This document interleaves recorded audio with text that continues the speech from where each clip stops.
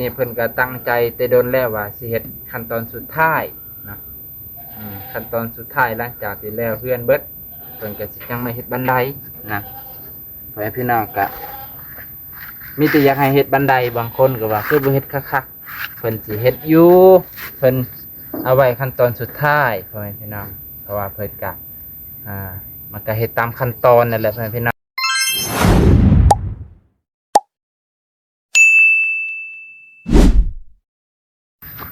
สุขสบายดีพ่อแม่พี่น้องสวัสดีครับท่านผู้ชมพ่อแม่พี่น้องลุงป่าเบิดสุขุสุขคน FC My FC เก่าที่ติดตามเบาน้องตลอดขอบใจขอบพระคุณหลายๆมื้อนี้เบาน้องขออนุญาตพ่อแม่พี่น้องลุงป่ามาเบิ่งบันไดอ้ายเกิ่งนางร้อยบุญเพ่งบุญมีโอ้ตัวเฮ้ยคือเห็นอีหยังใหม่ๆวะเจิงตะไมบ่โอ้บ่าวน้องถ่ายจะโดนฮักกับยังบ่ทันเห็นคิดว่าเพิ่นไปยืมของเขามาเพิ่นได้ของใหม่แล้วของสิ่งนี้แหละที่จะเฮ็ดให้อ้ายกึ่งมีรายได้อย่างแน่นอนพี่น้องไปเบิ่งก่อนอื่นเบิ่งบันไดเพิ่น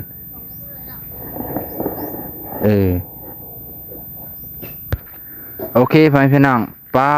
ตัวบันไดไอ้เกิ่งเพิ่นเฮ็ดเรียบร้อยนั่นนะจ๊ะท่านผู้ชมพ่อแม่พี่น้องนี่เห็นบ่บัดนี้ไผที่ว่าไอ้เกิ่งบ่เฮ็ดบันไดแล้วล่ะเด้อเฮ็ดโคตรเนียบโคตรงามตีปูนใส่พร้อมเทปูนใส่น้ำสะอ่อนเพิ่นเด้พุ่นซ้ำกับอันนี้เลยพี่น้องตัวมีละมีลาวด้วยจับลาวด้วยนี่จับลาวมีลาวให้จับด้วยนะพ่อแม่พี่น้องไม่ธรรมดาเนี่ย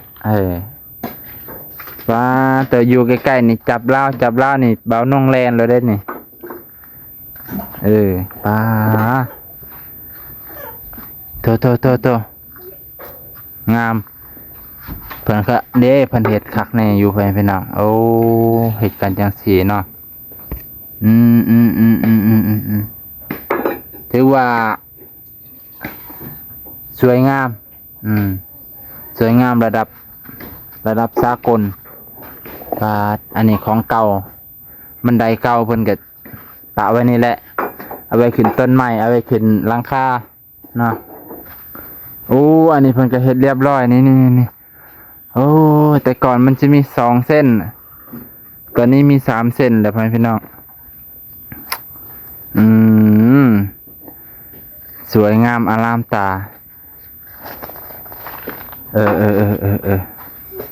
เสร็จยังมันยินน้ำให้แม่บ่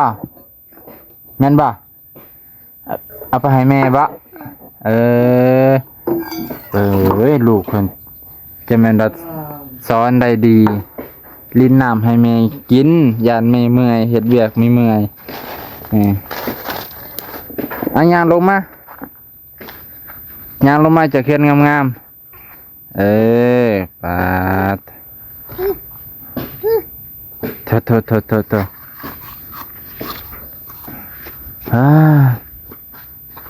โอ้จักนี่ราคาเท่าใดเนาะ4,200โอ้4,200เลยพี่น้องเอาไว้ตัดพื้นบ่นี่โครงการที่สิเผาถ่านนะบ่โอ้ตัวพ่อพี่น้องซื้อเองเลยเนาะซื้อเองก็สิได้ขาแห้งจากบ่าวลาวนั่นแหละเพิ่นกะบ่ปะบ่ทิ่มใส่เงินอย่างมีคุ้มค่าอยู่พี่น้อง4,200กับบ่แม่นว่าถึกๆเด้อเพื่อสิได้4,200หาอีหลากตาสวดเพิ่นแหละคักจะแม่นว่าบุญเนาะเพิ่นได้เครื่องตัวนี้นี่สามารถตัดพื้นตัดหัวตัดหลายอย่างถ้าเพิ่นจ้างให้เฮ็ดไปพี่น้องเนาะโอเคสุดยอดเลยบันไดเพิ่นก็แล้วเรียบร้อยพี่น้องตัวบ่าวน้องลองเหยียบก่อนนะลองไต่ขึ้นก่อน อืมบ่าวน้องสิลองขึ้นบันไดใหม่เพิ่นก็ปลดเกือบไว้นี่กันเนาะอ่า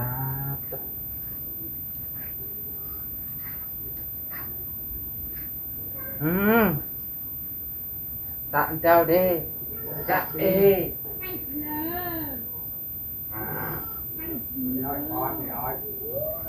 ระยะก่อนโอ้บันไดในเฮ็ดเมื่อวานนี่เนาะโอ้งามงามงามนี่แหละพ่อแม่พี่น้องไอ้กึ่งเพิ่นบันไดนี่เพิ่นก็ตั้งใจแต่โดนแล้วว่าสิเฮ็ดขั้นตอนสุดท้ายนะขั้นตอนสุดท้ายหลังจากที่แล้วเพื่อนเบิดเพิ่นก็สิจังมาเฮ็ดบันไดนะพ่อแม่พี่น้องก็มีแต่อยากให้เฮ็ดบันไดบางคนก็ว่าคือบ่เฮ็ดคักๆเพิ่นสิเฮ็ดอยู่เพิ่นเอาไว้ขั้นตอนสุดท้ายพ่อแม่พี่น้องเพราะว่าเพิ่นก็มันก็เฮ็ดตามขั้นตอนนั่นแหละพ่อแม่พี่น้องตามขั้นตอนที่ว่าบันไดก็เพิ่นก็เฮ็ดมาตรฐานอีหลีมาตรฐานตะปูกันระดับดอกดอกแปดพุ่นบ่จักใหญ่ก็ใหญ่แท้ๆบ่มีตกดอกพ่อแม่พี่น้องแบบนี้ตะปู10พุ่นปาตกคิดเบิ่งให้พี่น้องข้างละ2 ดอกยิ่งซะเลยพุ่นน่ะโอ้คือสิมาตรฐานแล้วให้พี่น้องอันนี้แหละบ่าวน้องก็ได้ย่างขึ้นไปเบิ่งเลยเมื่อกี้นี่ขึ้นสบายนะขึ้นสบายลงสบายพ่อลูกน้อยก็คือสิบ่ตกดอกไม้พี่น้องคอยย่าง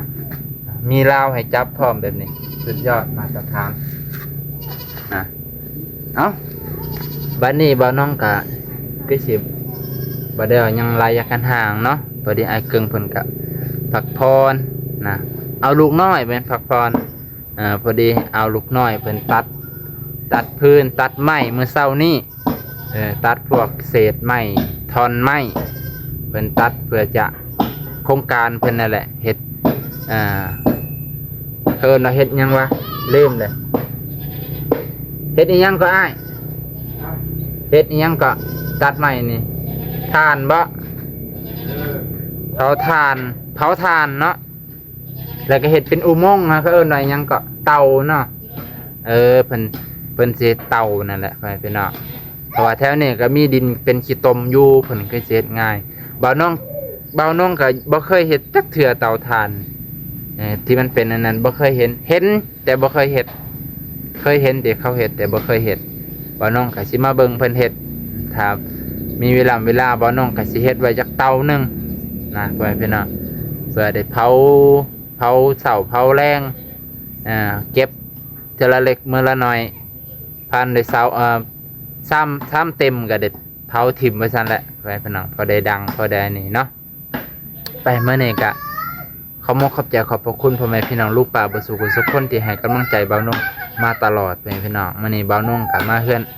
ไอ้เกิ้งนางลอยบุญมีบุญเพ่งไปพี่น้องเห็นบุญเพ่งขยันตั้งแต่เช้ามื้อนี้กับแม่เพิ่นไอ้เกิ้งก็ขยันให้กันไปพี่น้องเพิ่นก็ตัดพื้นตัดนี่ตัดไม้เพิ่นก็เฮ็ดตามแห่งผู้ชายนั่นแหละไปพี่น้องส่วนผู้หญิงก็คอยเฮ็ดงานเบาๆเอาเนาะทางเขตนี้ก็จะเป็นแบบนี้นั่นแหละเอ้ามื้อนี้ขอบใจเด้อพ่อแม่ลุงป้าที่อยู่ในประเทศต่างประเทศที่ซัพพอร์ตบ่าวนุ่งบ่กดข้ามโฆษณาเนาะขอบใจขอบพระคุณนะครับ